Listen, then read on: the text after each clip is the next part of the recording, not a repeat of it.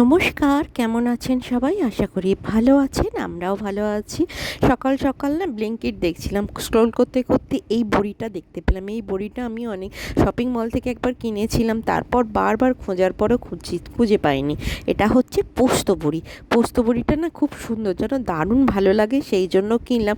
আর শুধু পোস্ত বড়ি তো কিনলে হবে না, তার সঙ্গে অনেক কিছু অর্ডার দিতে হবে।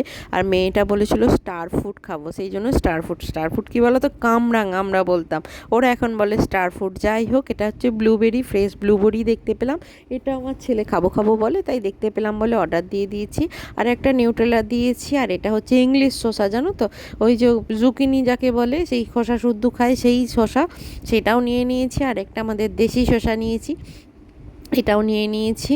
আর নিয়েছি যে এই যে সাদা পেঁয়াজ, জানো তো, এই সাদা পেঁয়াজগুলো অনেক দিন থেকে দেখি সব বাইরের দেশে থাকে, জানো তো, বেশ এখানেও পাওয়া যায়, কিন্তু আমাদের বাজারে সেরকমভাবে দেখিনি, সেই জন্য এখান থেকে অর্ডার দিয়ে দিলাম, দেখলাম আছে, কিনে নিলাম। আমার বেশ ভালো লেগেছে এটা। আর এদিকে রান্না করতেও শুরু করে দিয়েছি। ভাত যথারীতি উচ্ছে সেদ্ধ, আর এদিকে ডাল সেদ্ধও করা হয়ে গেছে। কর্তামশাই বাজার থেকে মাছও নিয়ে চলে এসেছে। এই দেখো, এটা হচ্ছে বাটা মাছ আর পাবদা মাছ, দু রকমের মাছ এনেছে কর্তামশাই। পাবদা মাছ খেতেও ভালোবাসে, সেই জন্য পাবদা মাছটাই করবো ভাবলাম। আর এদিকে মেয়েও তো বাড়িতে আছে, মেয়ের স্কুল এখনও স্টার্ট হয়নি, টিউশনগুলো স্টার্ট হয়েছে, ওর জন্য একটু জলখাবার করে দিচ্ছি। এই দেখো, আজকে ব্রেড বানিয়ে দেবো ওকে। আর এই কাপগুলো বাসনগুলো ধুয়ে তারপরে মাছটা ধোবো, জানো তো। এদিকে ব্রেকফাস্টও দিয়ে দিয়েছি। এই দেখো, একটা ডিম অমলেট দিয়েছি, তাহলে স্টার ফুডটাও দিয়েছি, আর একটুখানি নাটলা দিয়ে ব্রেড দিয়েছি। আর এটা হচ্ছে ব্লুবেরি, এই কয়েকটা জিনিস দিয়েছি। ও তো খুব খুশি হয়েছে, কিন্তু না অসম্ভব টক, জানো তো।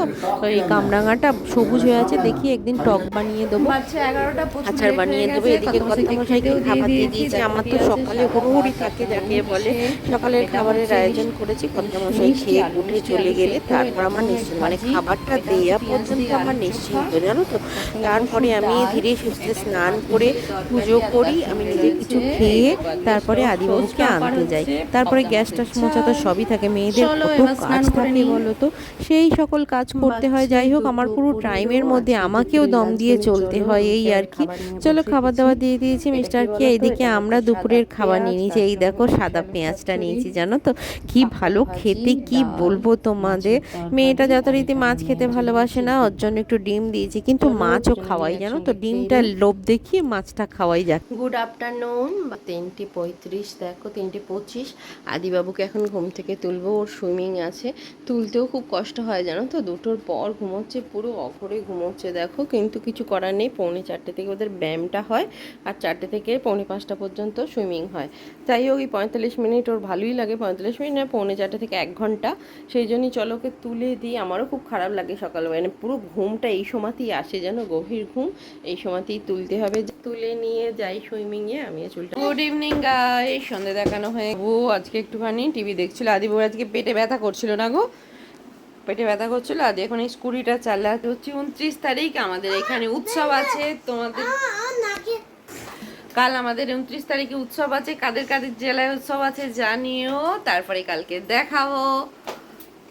বেশ উৎসব ফিল হচ্ছে, কিন্তু মানে নতুন জামা কাপড় পরে যাওয়ার ব্যাপার নেই সেরকমই। যাই হোক, আমাদের বাড়ির পাশেই, আমরা টুক করে ফাঁকা টাইমে চলে যাব।